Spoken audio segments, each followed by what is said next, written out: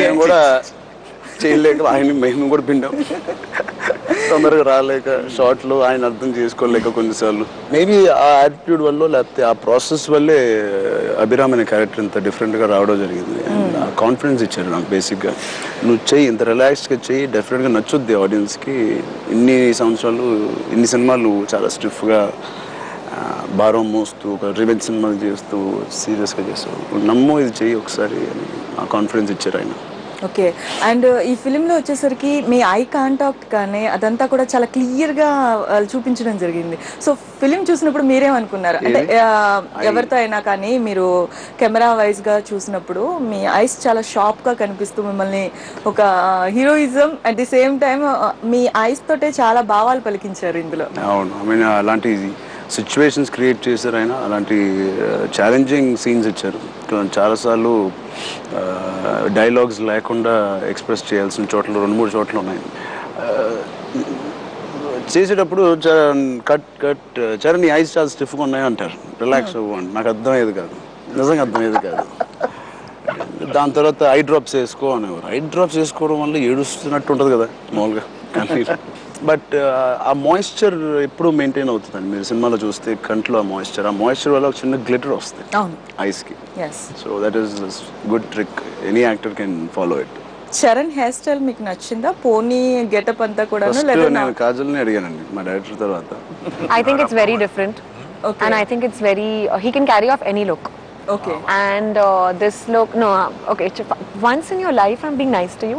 Shut up and appreciate. Thank you. Chala. So, I think he can carry it off any look, and I think he's carried this off very well, very sportingly. Jordan song చూసి వచ్చిన తర్వాత నేను గుర్తుకొస్తాను, మీకు కాజల్ గుర్తుకొచ్చింది. కరెక్ట్గా చెప్పండి, అలా నేనేం అనుకోను. Dying of jealousy. అమ్మాయి కదా, చెప్పండి.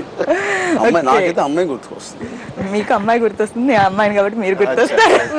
Very good. See thank you ma'am. And after that మీరు ఆ పోనీని స్టోరీలో డిజైన్ చేసుకున్నారా, లేకపోతే రామ్ చరణ్ ని మీరు ఎప్పుడైతే చూస్ చేసుకున్నారో అప్పుడు తనకి ఇది అయితే చాలా యాక్సిడెంటల్ గా జరిగింది. తను ఇంటి దగ్గర సరదాగా సినిమా కోసం హెయిర్ ఒక 2-3 months వరకు తర్వాత షూటింగ్ స్టార్ట్ చేస్తాం అనుకుని పుట్టిన హెయిర్ వదిలేసి చరణ్ చూద్దాం, పుట్టిన హెయిర్ స్టైల్ ఏదైనా సెట్ చేద్దాం అని అనుకున్నాం. దాన్ని తను సరదాగా పోనీటైల్ వేసుకుని తిరుగుతూ ఉండవు ఇంట్లో కలవడానికి. నేను యాక్చువల్లీ క్యాజువల్గా వేసుకున్నాను. ఓకే. ఆయన చెప్పగానే అవునండి గత 10 రోజులుగా నేను మీ క్యారెక్టర్ గురించి ఆలోచిస్తున్నాను, ఆ క్యారెక్టర్కి ఏం చేయాలి, ఫారెన్ అంటున్నారు, ఎన్ఆర్ఐ అంటున్నారు, అందులో నేను గిప్పలుగా పెట్టానని నా క్రెడిట్ నేను తీసుకున్నాను. అండ్ బంగారాజు క్యారెక్టర్ కూడా చాలా బాగుంది. బంగారి. సో ఆ క్యారెక్టర్ ఎలా ఉంది? ఫస్ట్ చాయిస్ ఆ క్యారెక్టర్కి శ్రీకాంత్ గారే అనుకున్నాం. నేను ఎక్కడో కలకటాలో ఉంటే ఆయన ఫోన్ చేసి చెప్పారు, ఇలా అనుకుంటున్నాను చరణ్ అంటే. నాకు ఆయనతో మరి ఆ బాబాయ్ అనే ఒక ఈక్వేషన్ నాకు కలగాలి ఆ క్యారెక్టర్తో. అది శ్రీకాంత్తోనే నాకు జరుగుద్ది. బికాస్ చిన్నప్పటి నుంచి నేను మా ఇంట్లో ఒక బాబాయ్ లాగే ఆయన్ని చూస్తూ వచ్చాను. డాడీతో చేసినప్పుడు కానీ శంకర్ దాదాలో అలాగే ఉండేవాడు, నన్ను అలాగే చూసుకున్నాడు కూడా, అలాగే చూశాడు కూడా. సో ఆయనతో సీన్స్ చేసినప్పుడు కానీ ఆయన ఫస్ట్ ఆఫ్ ఆల్ ఇంత పెద్ద ఆర్టిస్ట్ అయ్యి ఉండి ఆయన ఓన్గా హీరో చేస్తూ మా సినిమాలో అడగగానే ఇమీడియట్గా ఒప్పుకున్నందుకు శ్రీకాంత్ గారికి థ్యాంక్స్ చెప్పాలి.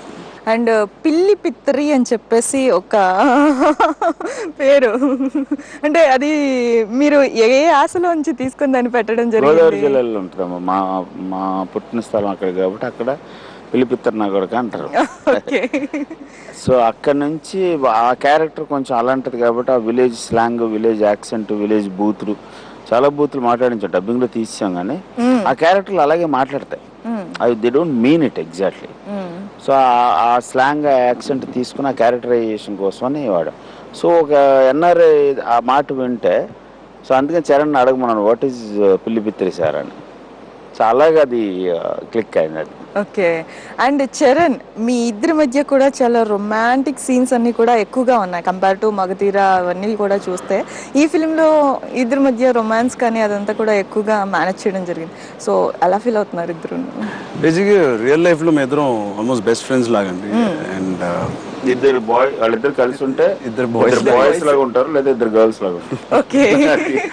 సో బాగా ఒకరి గురించి ఒకరు బాగా ఏడిపించుకుంటాం, మాట్లాడుకుంటాం. I mean early days of our కెరియర్లో కలిసాం కాబట్టి we almost grow up together in our own lives. So we understand each other. ఆ కంఫర్ట్ జోన్ ఉంది. సో చేసినప్పుడు కూడా ఆ షార్ట్ వరకే చేసి మళ్ళీ మేము చాలా ఇబ్బంది పడతాం, ఏంటిది ఇలా చేపిస్తున్నారని. అంటే బేసిక్గా వంశీ గారు చాలా రొమాంటిక్ పర్సన్ అండి. ఆయనకున్న కోరికలన్నీ ఆయన ఆర్టిస్టుల మీద తీర్చుకుంటారు చేయమని. సో బేసిక్గా అది మేము చేయాల్సింది కాదు, అది ఆయన ఆల్రెడీ లోపల లోపల లోపల కోరికలు. What you say Kajal? I agree with Charan completely. Okay. So Krishna Vamsi sir చూసారు కదా, అంటే మీ కోరికలన్నీ తీరలేదు కాబట్టి సీన్స్ లో దీన్ని తీసుకుంటారు. బట్టి అర్థం చేసుకోండి సినిమా ఎంత కష్టపడి డైరెక్ట్ చేసినా నన్ను ఇలాగ మూసేస్తుంటే. సో కాజల్ చూసారు కదా, అంటే ఆ సీన్స్ చేసి వచ్చాక మళ్ళీ ఇద్దరు కలిసి మాట్లాడుకుంటారా జనరల్ గా, లేదంటే గ్యాప్ మెయింటైన్ చేస్తారా? లేదండి, చాలా క్యాజువల్ గా ఉంటాం. ఇమీడియట్ గా అక్కడే పెద్ద జోక్ లాగా అయిపోతుంది.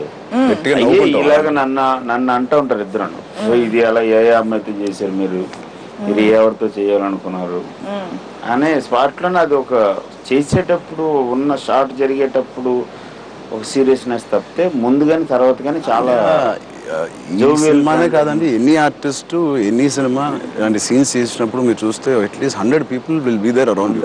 యాక్చువల్లీ రియల్ లైఫ్ లో మీరు నిజంగా రొమాంటిక్ గా ఉండాలంటే మీ వైఫ్ తో కానీ మీ గర్ల్ ఫ్రెండ్ తో కానీ ఎలా ఉంటారు మీరు? 100 మంది చుట్టూ ఉండరు. You will have your own private moment. So it is not what you see on screen. అంత డిటాచ్డ్ గా చేస్తాం కొన్నిసార్లు. రామ్ చరణ్ కాజల్ తో మాట్లాడే ముందు ఇప్పుడు మరో షార్ట్ బ్రేక్ తీసుకుందాం.